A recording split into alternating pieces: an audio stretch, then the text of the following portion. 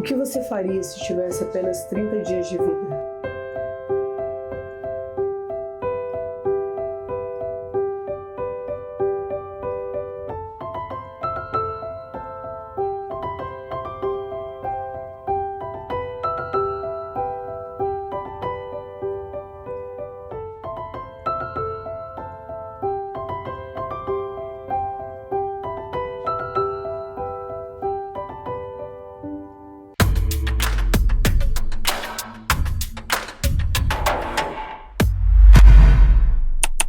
Bem-vindos à sua dose semanal de paranoia justificada. Este é o Na Minha Cabeça Faz Sentido, o monocast que prova que a sua intuição, aquela vozinha na sua nuca, raramente está errada. E sim, eu estou em um cenário completamente diferente. Estou sentada num vaso, numa privada, num trono, seja lá como você queira chamar o que está aqui embaixo do meu bumbum. E por que eu estou aqui dentro hoje? Antes de falar do porquê que eu estou aqui dentro hoje, eu quero te contar um pouquinho da experiência que as pessoas vivem ao entrar aqui na galeria GAC. Primeiro que em 2025 eu decidi que iria passar por grandes mudanças, né? O espaço em si iria passar por grandes mudanças. Nesse mesmo local, onde a gente vai colocar inclusive umas imagens cobrindo aqui em alguns momentos, havia um salão, que era o meu salão de beleza, né, onde eu tinha colaboradores aqui, outros profissionais cabeleireiros atuando também, transformando as nossas clientes, os seus cabelos visuais, história e tudo mais. Tudo circulava aqui dentro. Foram quase 16 anos de história, atendendo praticamente diariamente na cadeira. Muitas vezes eu praticava, inclusive, violência contra o meu próprio corpo, porque eu começava atendendo 8 horas da manhã e terminava, às vezes, o atendimento 2, 4 horas da madrugada. Muitas vezes não dormia, não me alimentava. Enfim, o meu corpo ele me cobrou muitas coisas. Em 2025, eu tomei muitas decisões radicais, inclusive, que me custaram muitas coisas, é claro. Mas também me trouxeram tantas outras infinitas possibilidades e coisas boas também, é claro. Dito isso, em 2025 mesmo, eu resolvi, de uma hora para outra, da noite pro dia, como muitas coisas acontecem na minha vida, eu simplesmente chamei toda a equipe, os colaboradores, e eu falei que fecharia o local. Que eles teriam tanto tempo para talvez procurar um outro lugar para se estabelecer e trabalhar, o que não seria difícil para eles, porque muitos outros salões já procuravam os profissionais que trabalhavam aqui comigo, né? E decidi fazer isso realmente, de repente, de uma hora para outra. Ou, na verdade, como muitos diziam, eles falavam que eu já meio que anunciava isso, porque eu já não atuava mais todos os dias praticando o exercício da profissão diariamente, que era fazer cabelos, né? E nisso eu decidi que queria transformar esse espaço todo e criar uma experiência. Transformar ele num pequeno estúdio onde eu pudesse atender as minhas clientes e, quando eu não estivesse atendendo, um outro colaborador que já foi meu assistente, que é o Naldo, ele continuaria aqui atendendo essas clientes que antes faziam comigo e hoje já não fazem mais pelo fato de eu não atender. Hoje eu não atendo mais, para quem não sabe, só em casos muito especiais, específicos, e também porque eu decidi em janeiro desse ano que nenhum trabalho que eu fizesse seria cobrado mais, ou seja, se tornaria algo social, algo que eu pudesse de alguma maneira contribuir com tudo aquilo que foi me dado, né? Toda essa bênção que eu recebi, tudo que aconteceu na minha vida. E comecei a transformar esse espaço. Quando você entra pela porta, automaticamente você já vê um cenário um pouco incomum para um salão, até porque não é mais um salão. Ele é um escritório onde, dentro do escritório, eu tenho um pequeno estúdio onde eu faço atendimentos em alguns momentos muito específicos, como eu já contei para vocês agora no início desse monocast, né? E assim que você entra, você vê na minha cabeça, né, que faz todo sentido, é quase como se você entrasse dentro de um monumento para contar a história do Rio de Janeiro. Porque foi assim que eu cheguei. Eu cheguei aqui no Rio de Janeiro desembarquei na rodoviária com R$ 1.000 no bolso. E a primeira coisa que eu vi quando eu desembarquei na rodoviária foram umas frases pichadas naquelas muretas, né, que dizia: gentileza gera gentileza. Então, sempre que algum cliente, algum aluno, algum mentorado, alguma reunião acontece aqui dentro, a gente faz um tour e a primeira coisa que a gente conta é que eu cheguei aqui no Rio de Janeiro com R$ 1.000 no bolso e essa foi a primeira frase que eu vi: gentileza gera gentileza. Aquilo fez total sentido para mim na primeira vez que eu vi e eu nunca mais esqueci. E é óbvio que você não esquece quando você pisa os pés aqui no Rio de Janeiro, porque em todo lugar tem essa frase do nosso eterno poeta Gentileza, né? Mas eu fiz questão de colocar isso na parede. E embaixo disso, a gente tem um desenho, que é onde ficam os espelhos, que eu chamo dos Arcos da Lapa, em referência ao Rio de Janeiro, em carinho, em respeito à cidade que me acolheu, que se eu tiver uma dupla nacionalidade brasileira, carioca. Não faz sentido, é claro, né? Mas eu me sinto muito carioca, eu tô aqui há 16 anos e há 16 anos o Rio de Janeiro me surpreende cada vez mais. Eu sou uma entusiasta do Rio de Janeiro, sabe? Eu gosto de viver todos esses detalhes que tem do Rio de Janeiro, de ponta a ponta, eu conheço tudo. Mas continuando a nossa tour, do outro lado você vai ver um desenho, né? Onde conta toda a minha história, toda a trajetória feita pelo Rômulo, um artista incrível que tem sua moradia em São Paulo e veio de São Paulo para o Rio de Janeiro criar essa arte incrível na nossa parede, contando um pouquinho da minha trajetória e tudo que eu vivi até esse momento atual. Aí a gente entra por um corredorzinho onde tem o primeiro banheiro, que a gente chama do banheiro do corte. Esse banheiro aqui se chama Tempo. O primeiro banheiro do corte. Você vai ter que vir aqui para conhecer o que tem lá dentro, tem uma surpresa. Mas esse banheiro especificamente, ele me causava uma aflição, ele me causava um desconforto. Por muito tempo eu não conseguia entrar aqui. E sempre que o cliente entrava aqui, a gente falava para o cliente o seguinte: a gente contava toda a história, vinha narrando toda a história, tudo direitinho, fazia todo o espaço pela parte de cima do escritório, a parte do comercial e tudo. A gente vem visitando todo o escritório, né? E a gente explicava que tinham dois banheiros, né? E como eu palestrei muitas vezes citando Alice, né, no País das Maravilhas, se você não sabe para onde vai, qualquer caminho serve, e uma das dinâmicas da palestra tinha exatamente esse momento em que eu colocava um relógio na frente do congressista, de um congressista que eu trazia até o palco, um relógio e uma tesoura, né? E eu trouxe a dinâmica do palco para dentro do nosso escritório, do nosso estabelecimento, da nossa casinha aqui, né, da nossa galeria. A gente trouxe para cá, porque tudo aqui dentro tem uma experiência, tudo aqui dentro tem uma história, tudo aqui dentro traz um pouquinho do que tem dentro da minha cabeça, sabe? É uma loucura. E o mais incrível, todos que trabalham aqui dentro, toda essa família, entende essa cabeça, entende esse cérebro, entende o que está acontecendo. E o pior, eu acho que eles são tão doidinhos quanto, assim, sabe? Tem horas que eu acho até que são até um pouco mais do que eu, assim. Enfim. E daí a gente conta pro cliente que a história dele, a partir do momento que sentar na cadeira, vai ser determinada pelo banheiro que ele escolher, ou ela escolher. E é certo que a pessoa vai no banheiro do determinado momento de vida em que ela se encontra.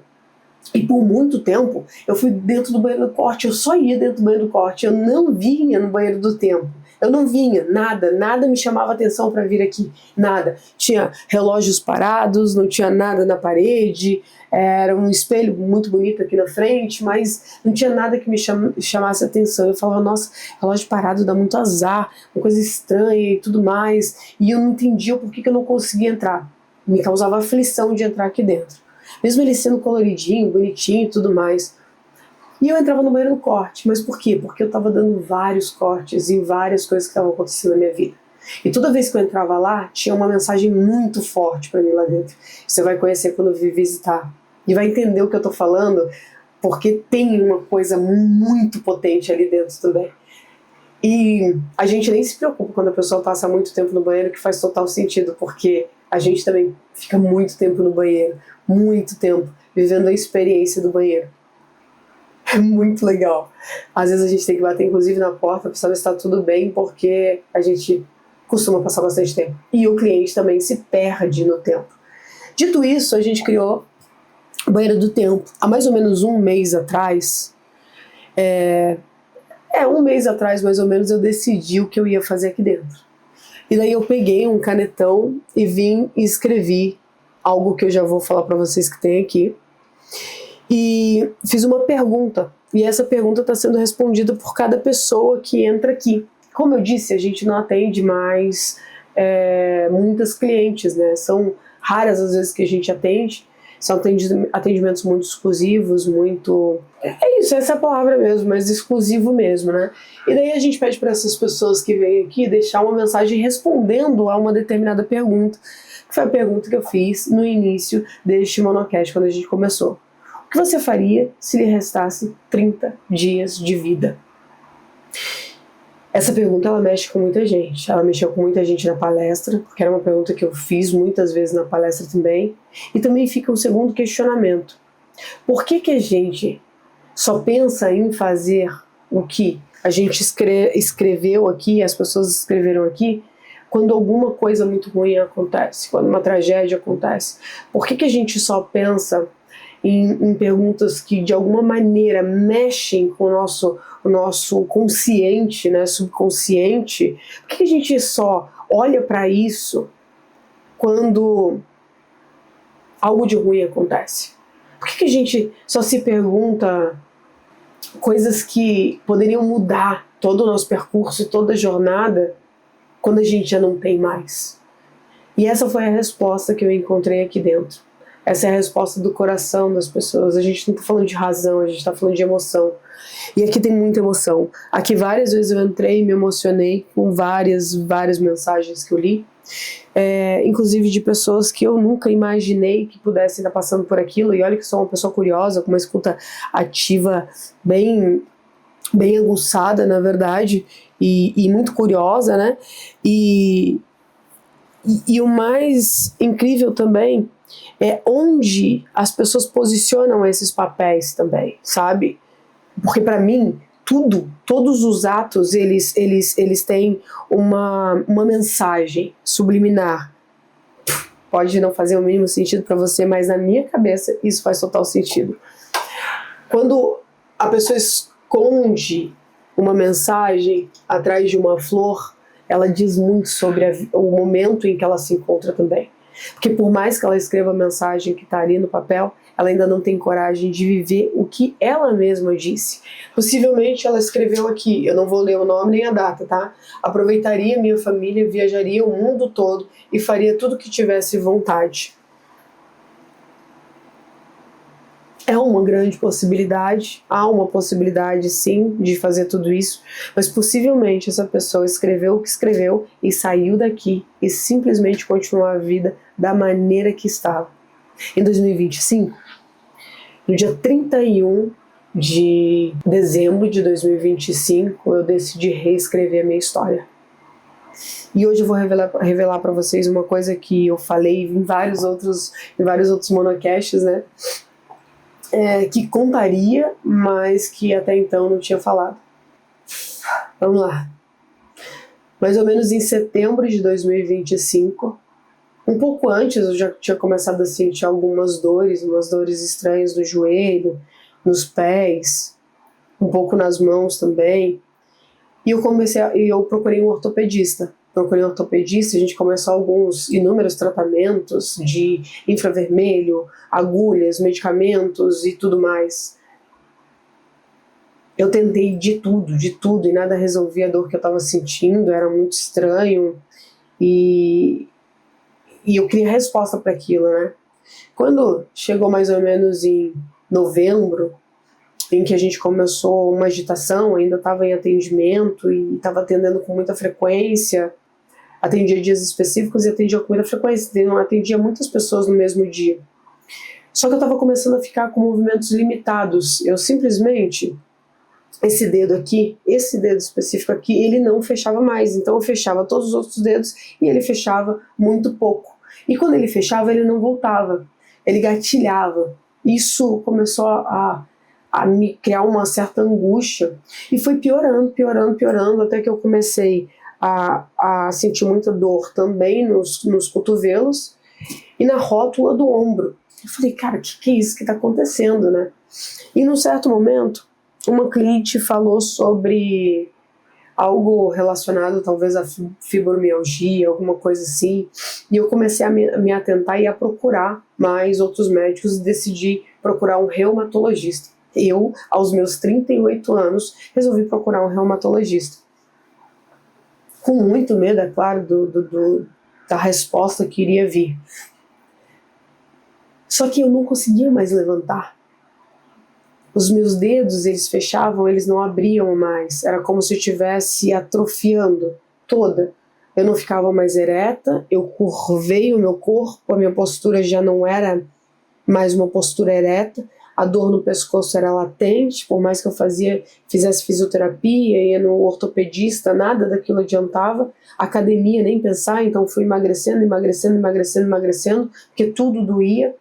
Os meus joelhos encolheram, meu corpo encolheu. Para sair da cama de manhã cedo era uma dor insuportável, horrível, eu só queria chorar e chorar e chorar. Não existia mais medicamento, relaxante muscular, injeção de corticoides, nada daquilo resolvia. E aquilo me entrou um desespero absurdo, até que eu fiz os exames. Eu lembro no dia que a gente estava fazendo o evento do Além da Capa, em que eu tinha que entrar no palco para apresentar uma técnica, e eu comecei a chorar nos bastidores, porque quando eu fui simular um movimento de mecha simples, aquilo que eu fazia naturalmente no meu dia a dia, eu já não conseguia mais. Primeiro registro de que eu não tô conseguindo mais fazer cabelo, tá vendo? Revelado. Na primeira mecha. E eu fiz aqueles 15 minutos no palco de show com raiva. E toda vez que eu fechava a mão, eu abria com muita força e gatilhava o meu dedo. Então eu tinha que colocar muita força. O meu medo de romper algum ligamento, alguma coisa era muito grande. Eu ainda não tinha diagnóstico. Estava fazendo vários exames. E em dezembro, foi em dezembro ainda que eu descobri? Foi, né? Um dia antes de eu descobrir o meu diagnóstico, sentou uma cliente na cadeira e ela sentou na minha frente e ela me falou que fazia um tratamento de quimioterapia para uma doença imunológica chamada artrite reumatoide. Era uma suspeita, o médico já tinha me dito.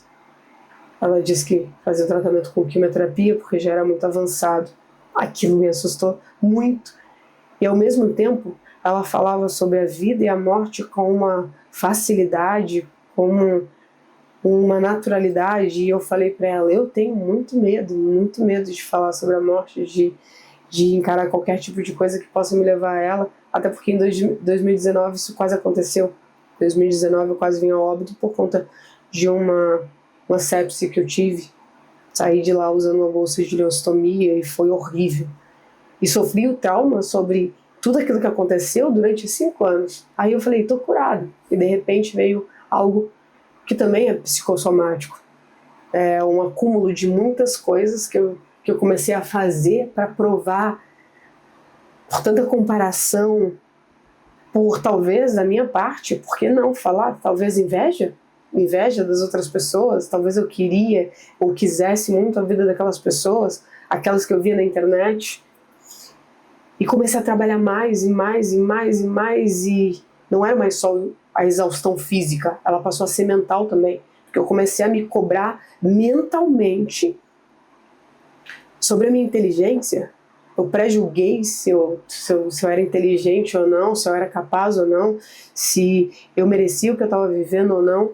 E isso foi muito doloroso, muito doloroso. Ainda em dezembro, no final do ano, no dia seguinte, eu tive a resposta. Sim. Hoje, eu tenho uma doença imunológica chamada artrite reumatoide, onde semanalmente eu tomo medicamentos fortes, bem fortes, em que no dia seguinte me deixa altamente irritada, querendo dar um soco em todo mundo. E eu não sou uma pessoa violenta ou agressiva, eu sou enérgica sim, mas violenta e agressiva não sou. E eu fico extremamente irritada, eu fico com a boca seca, eu fico com vontade de não levantar da cama. Bom, pelo menos foi nos primeiros dias, nos primeiros meses. Agora, entrou mais um medicamento na jogada. Eu tomo uma injeção, também na barriga, a cada 15 dias, fora os medicamentos que eu tomo toda semana. Só que no dia 31 de dezembro, eu decidi que eu mudaria toda a minha vida. Eu não trabalharia mais até a exaustão, eu não violentaria mais o meu corpo da maneira que eu estava violentando. Até porque, no fim, talvez eu não seja julgada. Talvez nem eu, nem você seja julgado pelo que não conquistou, né? Eu tenho falado tanto isso. Talvez, no fim, a nossa condenação, ela venha a ser mais íntima. A gente ter sabido pelo que viver e ainda assim ter vivido como se não soubesse. Eu escrevi isso e eu fiquei pensando, cara, vive o que você está escrevendo. Vive. E eu falei, eu não quero isso pra mim. Eu não quero isso pra mim. Eu não quero sentir orgulho daquilo que me custou tanto. E eu continuei escrevendo. Não quero. Eu não quero chegar no fim da minha vida com uma biografia admirável e uma existência não vivida. Eu não quero chamar de ambição o que na verdade foi o meu abandono. E eu estava exatamente nesse momento da minha vida. E daí aqui eu escrevi um poema de Mário Quintana que diz: o que é a vida? A vida é o dever que nós trouxemos para fazer em casa, ele disse. E ele disse, quando se vê, já são 6 horas. Quando se vê, já é sexta-feira. Quando se vê, já é Natal. E quando se vê, já acabou o ano. Então a gente não pode mais ser reprovado, a gente não pode mais ser julgado. Não.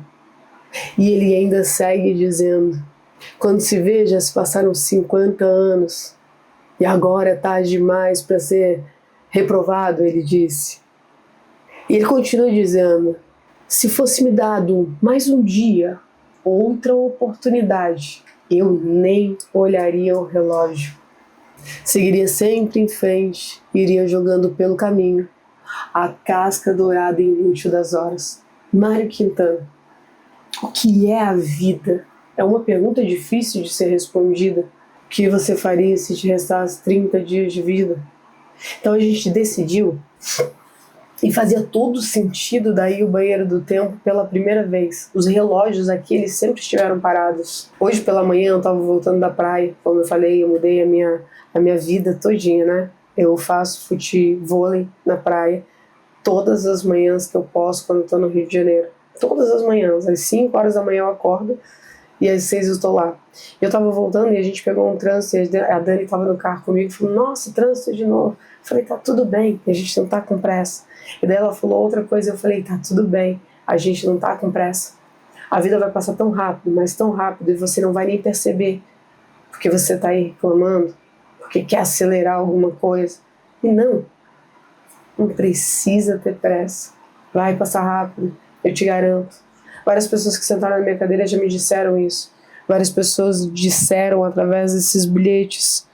Pararia o relógio em qualquer momento com a minha mãe do meu lado, disse a Amanda, em 11/3. Agora, jogaria os relógios e os celulares fora, vivendo o tempo que resta. Sem pressa. A qualidade do tempo é mais importante do que a quantidade. Conviveria com quem amo e faria apenas coisas, atividades que amo, nada além. Nada além. Pararia 1 hora antes para não acontecer um acidente com o meu filho Iago. Último abraço do meu irmão. Eu poderia ficar aqui lendo todos os bilhetes para vocês, Aqui, na verdade, não tem um sofrimento. Você percebe que tem um arrependimento de coisas que não foram feitas. Muitos ainda têm tempo de viver tudo aquilo que escreveram aqui, mas saem daqui e escolhem não viver. A minha pergunta para você é: qual a escolha que você vai fazer? Se pergunte, o que é a vida para você? O que é a vida para você? O que você faria se te restasse só 30 dias de vida? E se você vivesse a vida inteira sabendo que só te resta mais um? Como é que você viveria? A gente fala tanto de presença, mas presença é tudo aquilo que a gente não tem. A gente está o tempo inteiro presente no passado, presente no futuro, nunca presente no presente. Numa conversa, em casa, na mesa de um bar, no salão de beleza, ou mesmo no celular. O que eu quero te trazer com esse podcast, nesse cenário diferente, numa experiência que a gente traz para o nosso cliente, é que isso aqui faz parte da nossa missão, isso aqui faz parte do nosso propósito. Assim como a gente também tenta acordar diariamente para a vida, a nossa missão também é acordar nós, seres humanos, vocês, para a vida, para a expectativa de vida, para aquilo que você quer realmente, e não para aquilo que você almejou através do outro. Se perguntando, então, se tudo aquilo que você sonha é um sonho seu ou um sonho criado através de comparação, inveja. É nesse lugar que eu quero chegar? É dessa maneira que eu quero ser lembrada? Convido vocês a um dia passar aqui no GAC e deixar o seu bilhetinho aqui na parede. Acho que vai ser importante. E talvez um dia no futuro voltar e olhar e ver se você realizou os seus 30 dias de vida. Eu espero muito, muito, muito, muito que você viva a sua vida sem arrependimentos. E se arrepender, que ainda dê tempo de se perdoar ou perdoar alguém ou qualquer coisa que aconteça. Porque essa é a história que a gente precisa construir. Enfim, essa é uma das experiências que a gente tem aqui. Eu queria trazer um pouquinho desse momento para vocês. Aqui o relógio para. Ele para mesmo. Aqui dentro o relógio para. E tem dias da minha vida que o relógio para. Principalmente naqueles momentos em que eu estou curtindo ao máximo. Escolhe também uma hora para o teu relógio parar. Se curte, se conhece. Desenha a sua melhor versão. Vai ser interessante. A jornada ainda é longa. Eu tenho certeza que pode ser linda. Até o próximo episódio do Monocast. Na minha cabeça tudo isso fez sentido. Espero que na sua também. Ou não. E tá tudo bem.